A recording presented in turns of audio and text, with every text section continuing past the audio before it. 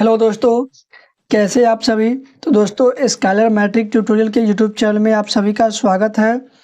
तो दोस्तों, आज की इस वीडियो में हम आप लोगों के लिए लेकर आए हैं क्लास 10th का हिंदी है वर्णिका। जी हाँ, आप लोग जानते होंगे, वर्णिका से आप लोग अवगत होंगे।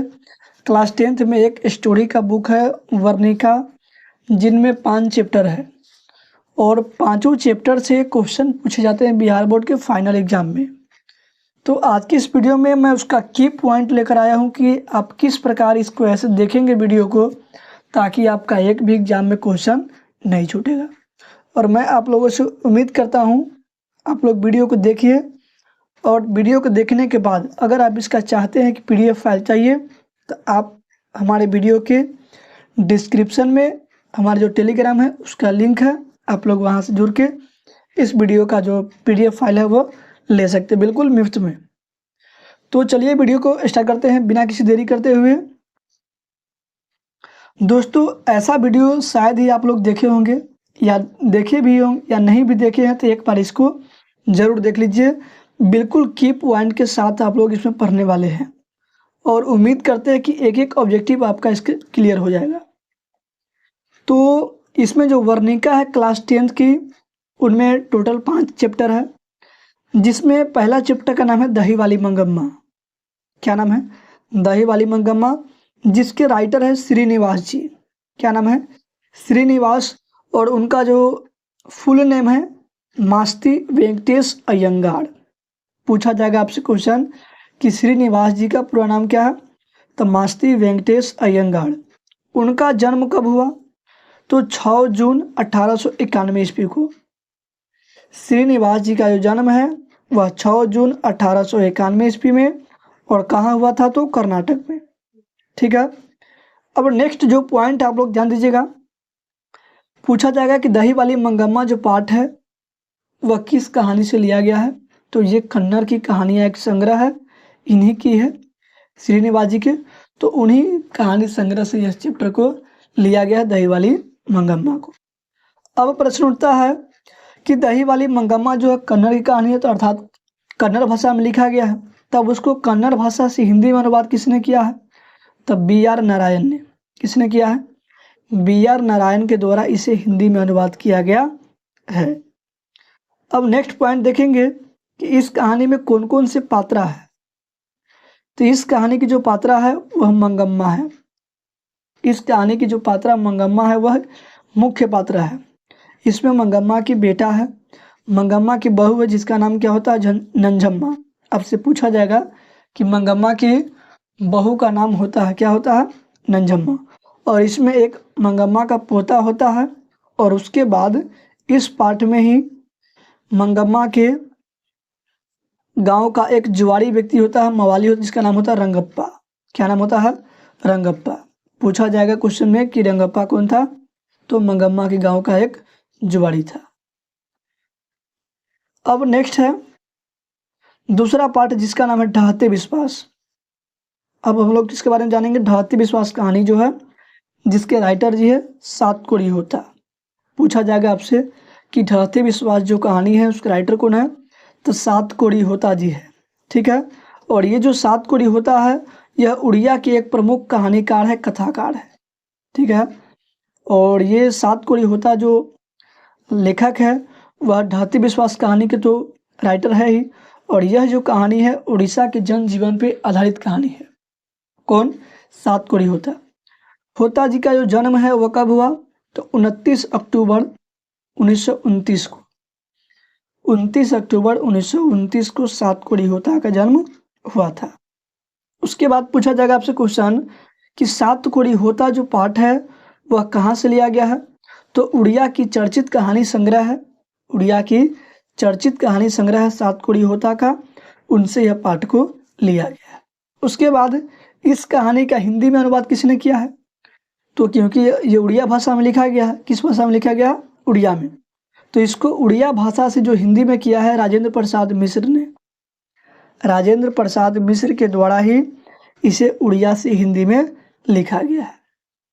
अब नेक्स्ट पॉइंट है कि इस कहानी के कौन कौन से पात्र हैं। तो इस कहानी की जो पात्रा है, सबसे मुख्य पात्रा है लक्ष्मी। और आप जितने भी कहानी पढ़ेंगे उस सब में महिला ही किरदार है। 5 कहानी पढ़ेंगे इसमें सभी का जो मेन नायिका है वो महिला ही है। तो इसमें जो मुख्य पात्रा है वह लक्ष्मी है, जिसके पति लक्ष्मण है। ठीक है, जिसके पति कौन है? लक्ष्मण। और लक्ष्मण कहाँ रहते हैं? तो कलकत्ता में नौकरी करते रहते हैं। और इसमें जो अच्युत नाम का लड़का है वो लक्ष्मी का बड़ा लड़का है। लक्ष्मी को 4 संतान थी, जिसमें 2 लड़की और 2 लड़का था, और सबसे बड़ा क्या था? लड़का था, जिसका नाम क्या था? अच्युत। उसके अलावा इसमें जो नाम है गुणनिधि है, जो उस गांव के पढ़ाकू लड़का है, सरपंच है और भी है। कहता है इस कहानी में बाढ़ के कारण उड़ीसा के जनजीवन की दयनीय स्थिति का वर्णन किया गया है। जो मैंने आपको पहले भी बता दिया था कि जो 7 कोरी होता पाठ जो लेखक है वह ढाती विश्वास कहानी में उड़ीसा में जो बाढ़ की पोजीशन है, स्थिति है, उसका वर्णन किए हैं। अब नेक्स्ट पार्ट हम लोग जानेंगे जिसका नाम है माँ। और इसके राइटर कौन है? 7 कोरी होता। 7 कोरी होता जो है इस पाठ के प्रमुख राइटर है। और ये जो राइटर है वह गुजराती के एक लोकप्रिय कथाकार है। कहाँ के है? गुजराती के, जिनका जन्म 9 मई 1916 ईस्वी को गुजरात में हुआ था। 9 मई 1916 को गुजरात में। और इनकी जो मृत्यु है वह 22 नवंबर 1983 ईस्वी को हुआ। कब हुआ था? तो 22 नवंबर 1983 को। अब ये जो पाठ है माँ, ये किससे लिया गया है? तो माँ ही कहानी एक कथा है, कहानी संग्रह। इसी कहानी संग्रह से इस पाठ को लिया गया है। अब प्रश्न उठता है कि जो माँ कहानी है उसका हिंदी में अनुवाद किसने किया था? तो उसका जो हिंदी में अनुवाद है वह गोपाल दास नागर के द्वारा किया गया है। किसके द्वारा किया गया है? गोपाल दास नागर के द्वारा। अब नेक्स्ट देखते हैं हम लोग उसी पाठ की कुछ पंक्ति है। अब अगला पॉइंट है कि उनकी जो एक प्रसिद्ध कहानी है, किसकी? जो राइटर है माँ का ईश्वर पेटलीकर। ईश्वर पेटलीकर जो है उनकी ही जो रचना है, इसमें प्रसिद्ध कहानी है खून की सगाई, और उनकी एक लोकप्रिय उपन्यास है काला पानी। ये दोनों क्वेश्चन बार बार पूछा जाता है कि ईश्वर पेटलीकर की प्रसिद्ध कहानी कौन सी है? खून की सगाई। और लोकप्रिय उपन्यास कौन सी है? काला पानी है। अब इस पाठ की कौन कौन सी पात्र है? तो इसमें माँ होती है जो बहुत ही दयावान ममतामयी होती है। उसके अलावा एक मंगू होती है जो जन्म से पागल और गूंगी पुत्री होती है माँ की, और ये सबसे छोटी बेटी होती है माँ की।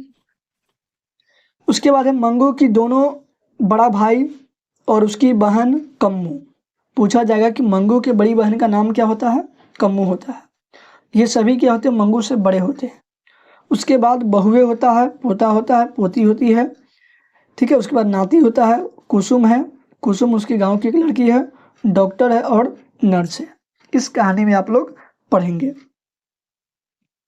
तो आपको कहानी से इतना अगर जान जाते हैं तो आपका एक भी ऑब्जेक्टिव छूटने वाले नहीं है, क्योंकि सभी का इसी में योगदान है। नेक्स्ट प्रश्न है, नेक्स्ट जो चैप्टर है वह नगर पाठ है। कौन सी पाठ है? नगर है। अब जो नगर पाठ है उसके राइटर है सुजाता। कौन है? सुजाता, जो एक तमिल के कथाकार है।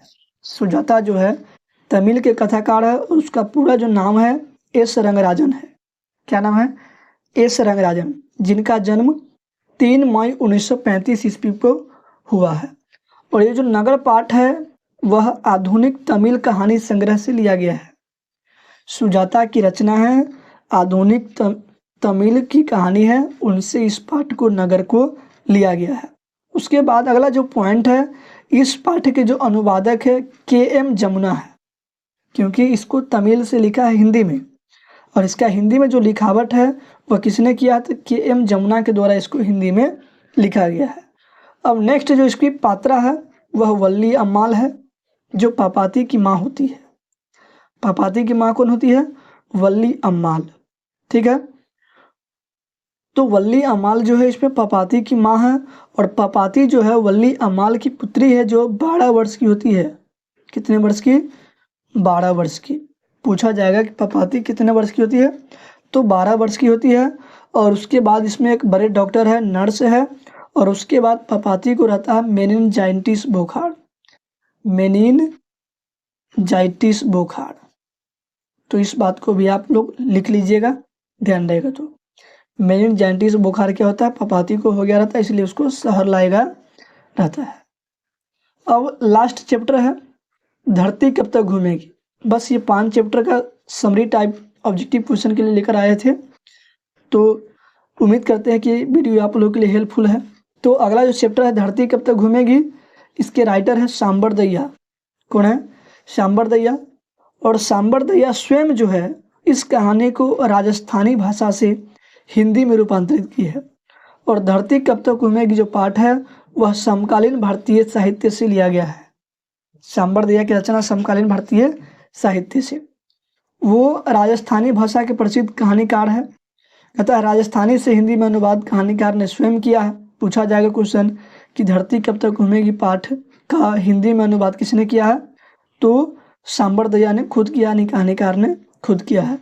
अब इस कहानी के पात्र कौन कौन है, तो सीता है मेन पात्र, कैलाश उसका बड़ा लड़का, नारायण बीच वाला लड़का, बिज्जू छोटा लड़का। अब कैलाश की पत्नी राधा, नारायण की पत्नी भौरी और बिज्जू की पत्नी क्या होती है, पुष्पा। उसके बाद उसमें बहू होता है, पोते होता है और पोतिया होता है। तो इस प्रकार आप लोगों ने इसका देख लिया।